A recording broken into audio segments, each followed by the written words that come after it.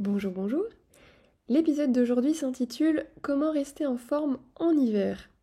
Comme beaucoup de personnes sans doute, vous pouvez manquer d'énergie dans cette période, éventuellement avoir une dépression saisonnière ou ne pas savoir comment se maintenir en bonne santé et avec un bon système immunitaire pour éviter de tomber malade. Et dans cet épisode, je vais répondre à toutes ces questions en essayant de vous apporter le plus de conseils et d'astuces possibles. A tout de suite!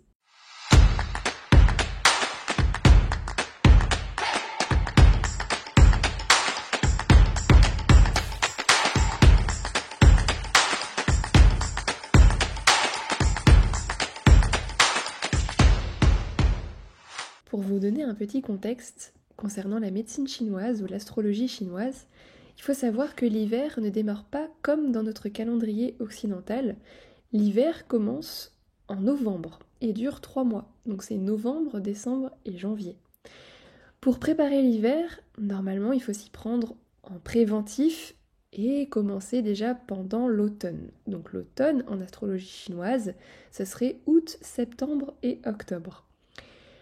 Là, aujourd'hui, je vous fais cette vidéo maintenant parce que je sais que pour beaucoup de personnes, il n'y a pas encore cette habitude de préparer les choses en avance. Je vous ferai sans doute à d'autres moments des vidéos de conseils préventifs, mais pour là, ce sera au moins pour vous préparer au mieux pour cet hiver selon le calendrier classique. Alors déjà, il faut savoir que l'hiver, en médecine chinoise, c'est associé à l'élément de l'eau. Et l'eau a besoin de circuler. Vous pouvez vous faire une image assez rapide. Pendant l'hiver, il faut à la fois conserver son énergie, parce que c'est l'hiver, et qu'on dit que l'hiver contracte, ralentit et fige l'énergie. Pour vous donner une image qui rejoint celle de la nature, c'est comme les arbres qui, pendant l'hiver, pour conserver leur énergie et conserver leur sève dans leur tronc, ne nourrissent plus suffisamment leur extrémité, donc leurs branches, et c'est pour ça que les feuilles, elles tombent au sol. Et c'est aussi pour conserver leur énergie que beaucoup d'animaux hibernent pendant l'hiver.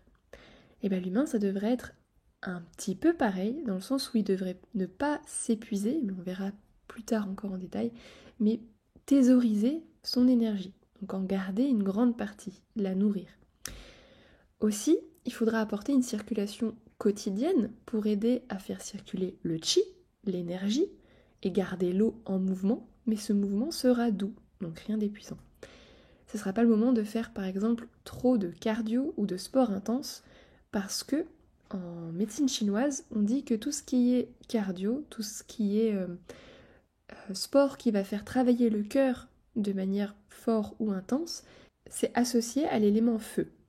Et comme on est en hiver, associé à l'élément eau, vous pouvez vous imaginer que c'est pas la meilleure combinaison, ces deux éléments qui sont opposés, c'est des éléments qui se nourrissent pas entre eux, puisque l'eau éteint le feu. Mais on reverra ce point juste après. Pour conserver l'énergie des reins pendant l'hiver, parce qu'en médecine chinoise, les reins et la vessie sont l'organe et l'entraille associés à l'hiver, il faut garder ces reins couverts. Donc on peut dire que c'est du bon sens, mais parfois il y en a qui oublient et qui se disent que c'est pas très grave d'avoir un coup de vent ou d'un coup de froid dans les reins. Bah si, ça peut beaucoup vous fragiliser l'énergie des reins et du coup baisser votre système immunitaire et faire que vous ne vous maintenez pas en bonne forme pendant l'hiver. Donc gardez bien les reins couverts, bien au chaud. Et vous pouvez aussi bien vous couvrir les pieds, parce que c'est là où démarre le méridien du rein et c'est là où se termine le méridien de la vessie. Donc c'est important d'avoir toujours ses pieds bien au chaud et couverts pour garder son énergie. Le haut de la tête sera très important également, parce que en médecine chinoise, on dit que c'est par la tête que s'échappe l'énergie yang. Donc pour tous ceux qui ne sont pas familiers avec le yin et le yang, pour petit rappel, c'est un critère de classification. On a un côté yin qui va être associé à tout ce qui peut être froid, mouvement, la nuit, les activités douces, etc. Et on a un côté yang qui peut être associé à la lumière, à la chaleur, à un mouvement plus fort et à l'énergie en général. Et donc pour garder cette énergie yang dans votre corps et pouvoir vous maintenir en forme pendant l'hiver, il faudra aussi vous sortir la tête couverte pour que cette énergie yang ne s'échappe pas par le haut de la tête, parce que c'est par là qu'elle sort. C'est aussi d'ailleurs pour ça qu'on dit que les bébés, il faut leur mettre un bonnet quand ils sont petits. Et le bonnet permet aussi de couvrir les oreilles. Et les oreilles en médecine chinoise sont les orifices qui sont liés aux reins. Donc vous gardez la tête et les oreilles couverts pour maintenir votre énergie aussi par là. Donc pour revenir sur les pratiques sportives ou le mouvement à maintenir pendant l'hiver, ce sera important de garder un mouvement quotidien régulier pendant l'hiver, même si je comprends qu'on ait l'envie de se poser dans son canapé avec une couette et avec un chocolat chaud. Et ça, c'est aussi nécessaire, il y a aussi besoin de ces temps de repos et de cocon. Mais il faut trouver un équilibre. C'est toujours le même principe en médecine chinoise ou dans les arts taoïstes, c'est trouver le juste milieu. Donc en hiver, c'est important de garder une activité physique régulière. Ça peut être par exemple aller marcher tous les jours. En moyenne, c'est par exemple 30 minutes par jour qui suffisent pour avoir un mouvement qui est sain et régulier dans le corps. Ça peut être même jardiner ou avoir des activités qui demandent un mouvement, mais pas un mouvement qui soit trop statique, pas du piétinement sur place. Bien sûr que le sport est recommandé, après il faut éviter de faire, comme dit précédemment, du sport trop intense. Vous pouvez également faire des étirements et faire des échauffements même le matin en vous réveillant pour réchauffer le corps.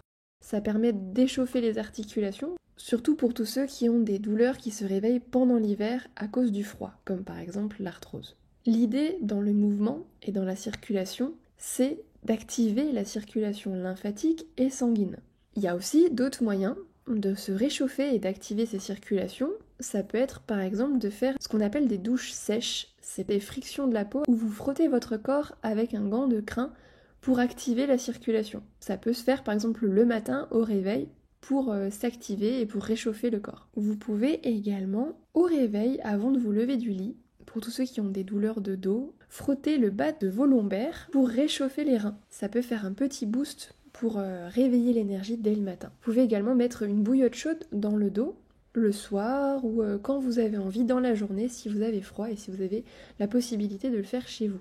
Un autre moyen d'activer la circulation lymphatique comme sanguine et qu'on oublie beaucoup, c'est la respiration. Donc je vous recommanderais de faire des exercices de respiration consciente plusieurs fois par jour en ayant une respiration abdominale. Si vous voulez avoir des conseils plus précis sur la respiration, je vous invite à regarder la vidéo que je vous mets en lien là-haut, que j'ai faite sur la respiration qui est très complète. Et en activant votre circulation, vous allez pouvoir booster votre système immunitaire. Parce que c'est important de maintenir une circulation et un mouvement dans votre corps pour ne pas tomber malade. Parce qu'en médecine chinoise, il y a un adage qui dit que toute énergie stagnante crée une maladie ou crée un problème. Donc il faut toujours du mouvement. Et ce qui est tout aussi important que le mouvement, c'est le repos. En hiver, on va avoir beaucoup moins de luminosité, le soleil va se coucher plus tôt et va se lever plus tard. Donc si le corps respecte le rythme naturel de la nature, il aura besoin davantage de sommeil qu'en été. Pour préserver ainsi votre énergie, vous pouvez par exemple vous coucher plus tôt qu'en été et vous lever peut-être un petit peu plus tard selon vos besoins de sommeil. En moyenne, mais ça dépend des personnes, c'est environ 7 à 8 heures de sommeil par nuit pour avoir un sommeil réparateur. Mais il y a des personnes qui ont besoin d'un petit peu moins, des personnes qui ont besoin de plus, et il faut savoir s'écouter et faire en fonction de ses besoins individuels. Dans tous les cas, les heures de sommeil les plus réparatrices sont quand même de se coucher avant 23 heures et de se lever après 6 heures du matin. Si c'est possible dans votre rythme de respecter ces heures-là, c'est toujours mieux. Ce qui est important de comprendre en hiver, avec la baisse de la luminosité, c'est que notre rythme circadien, donc c'est le rythme interne de nos organes, de nos entrailles, avec la luminosité naturelle, donc avec le lever et le coucher du soleil, c'est différent qu'en été parce que notre corps commence à sécréter de la mélatonine avec la baisse de luminosité. Et c'est cette hormone qui est importante pour la régulation de notre sommeil. Donc si notre corps en hiver nous dit qu'on est fatigué plus tôt et qu'on a envie de dormir plus tôt, ça c'est quelque chose pour lequel il ne faut pas lutter. Il faut pouvoir respecter ce rythme naturel et se dire oui, je comprends, il y a une sécrétion qui se fait plus tôt de la mélatonine, donc mon corps a envie de se coucher plus tôt. Donc je vais l'écouter et avoir quelques heures de sommeil en plus. Et le matin, normalement, ce qui nous aide à être en forme et à nous réveiller, donc c'est la lumière du jour. Et beaucoup de personnes ont des réveils le matin avant qu'il fasse jour en hiver.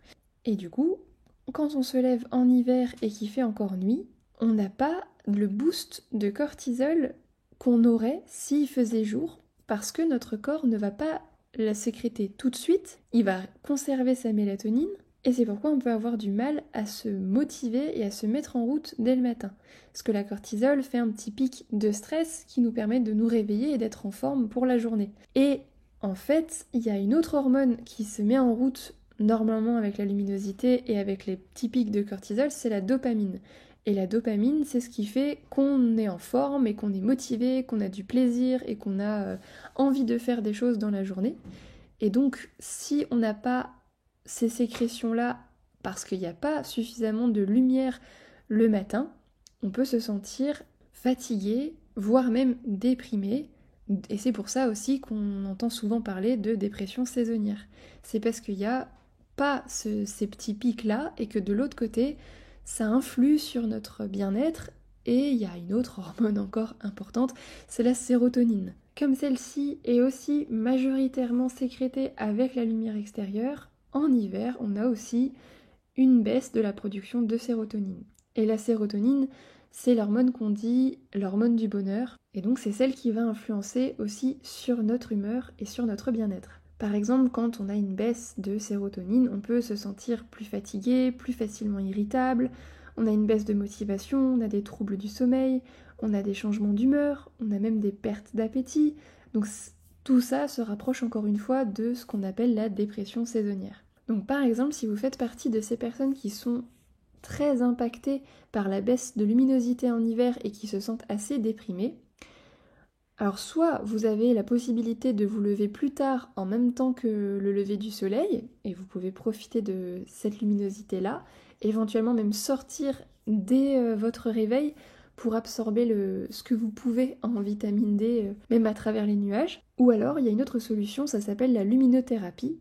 Il y a des lampes ou des lunettes qui peuvent permettre de booster artificiellement la sérotonine, la dopamine, la cortisol, comme s'il y avait une lumière naturelle à l'extérieur. Ça permet de contrebalancer le manque de luminosité. Alors c'est pas n'importe quelle lampe, c'est des lampes qui permettent d'avoir 10 000 lux minimum, je crois, à vérifier, et qui du coup permet la production de sérotonine dans le cerveau et qui permet d'être du coup beaucoup plus réveillé, beaucoup plus en forme et d'avoir l'horloge circadienne qui se régule plus facilement si votre corps ne le faisait pas de lui-même, comme c'est le cas pour beaucoup de personnes du coup en hiver. Si vous utilisez par exemple les lunettes, elles peuvent être pratiques et vous pouvez les porter tout en faisant votre petit déjeuner ou les activités que vous faites le matin. Et l'idée est de s'exposer à cette lumière au moins 30 minutes directement à votre réveil.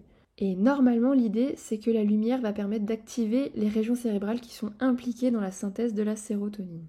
Vous pouvez également manger des aliments qui sont riches en tryptophane, parce que le tryptophane est précurseur de la sérotonine, et qui va vous aider du coup à vous sentir mieux en hiver. Alors par exemple, il y a les pois cassés, les haricots, les lentilles, les graines et les oléagineux. Pour ceux qui mangent de la viande blanche par exemple, et sinon vous pouvez aussi manger davantage des œufs, du tofu, du quinoa, de l'avoine aussi il me semble, et sinon des épinards, des brocolis, des bananes, et le chocolat noir, qui sera aussi d'ailleurs très bon en magnésium.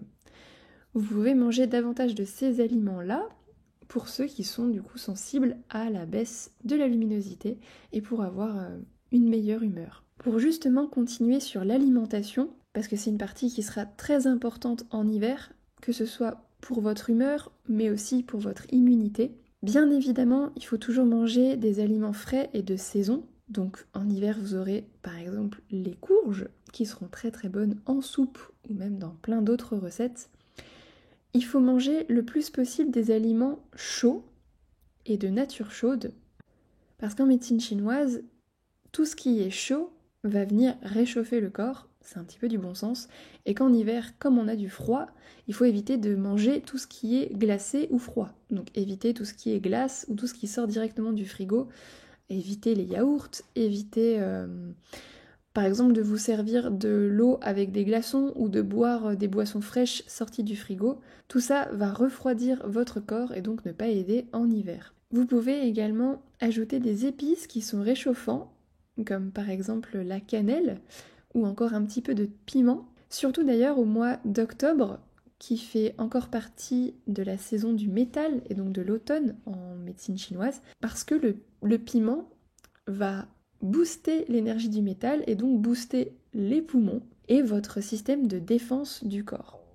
Je ne vais pas trop m'étaler sur ce sujet ici, mais voilà, vous pouvez faire ça encore au mois d'octobre, mais aussi en hiver. Vous pouvez manger davantage de gingembre également, parce que le gingembre va booster l'énergie et va réchauffer votre corps. Et le gingembre est également un très bon antioxydant et puissant anti-inflammatoire.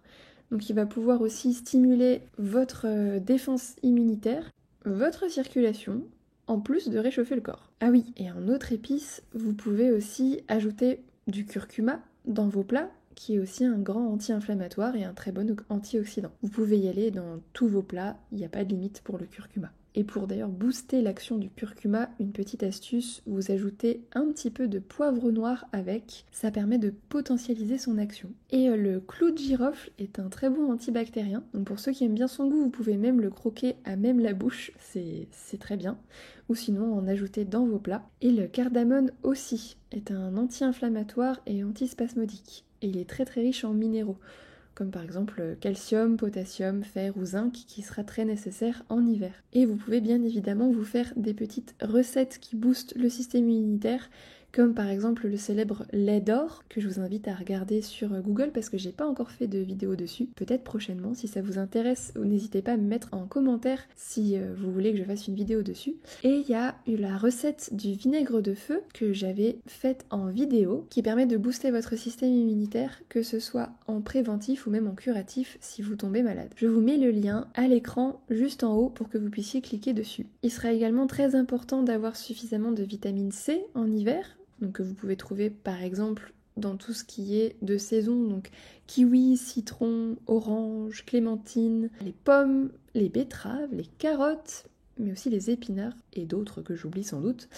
et qui sont riches également en vitamine A et vitamine E, donc toujours un côté antioxydant qui permet de renforcer votre système immunitaire. Le magnésium sera également très important dans l'alimentation parce que le magnésium se réduit ou descend plutôt avec l'exposition au froid. C'est une des raisons pour lesquelles certaines personnes ont les extrémités froides en hiver. Donc c'est important de s'en rajouter davantage. Et d'ailleurs, petite info complémentaire, le café peut parfois empêcher l'absorption de magnésium. Donc évitez d'en boire trop en hiver également. Et pour les aliments qui sont riches en magnésium, un qui devrait vous plaire, c'est le chocolat noir. Alors bien sûr, un chocolat à plus de 80% noir, c'est mieux. Et de préférence sans ajout d'autres matières grasses, comme par exemple de l'huile de palme ou d'autres choses. Privilégiez plutôt des chocolats noirs qui ont que 2 ou 3 ingrédients, pas plus. Sinon après, ça devient des produits transformés qui sont pas bons pour la santé. D'autres aliments riches en magnésium, il y a la noix du Brésil par exemple, ou les noix, les amandes, les noisettes. Il y a les betteraves, les carottes et les patates douces aussi, qui sont également riches en bêta-carotène pour aider à soutenir le système immunitaire. Les choux de Bruxelles, même s'ils ne sont pas aimés par tout le monde, ils sont très très bons et riches en magnésium. Et les lentilles, les pois chiches, et sans doute encore d'autres. Vous m'excuserez, je n'ai pas toutes les listes en tête. Donc voilà, si vous incorporez tout ça dans votre alimentation et dans votre hygiène de vie quotidienne, donc pour rappel, l'alimentation, le mouvement, la respiration, le réchauffement de votre corps, un bon sommeil, un bon repos, vous aurez déjà une très bonne base pour vous maintenir en forme en hiver et peut-être éviter certaines maladies. J'espère que ces conseils et astuces vous auront plu. N'hésitez pas à me laisser un commentaire, à partager la vidéo, à mettre des likes. C'est ce qui me permet d'avoir un retour d'énergie de votre part et à me montrer que ça vous plaît et que vous voulez que je continue. Et je vous souhaite à tous une bonne préparation hivernale et à bientôt!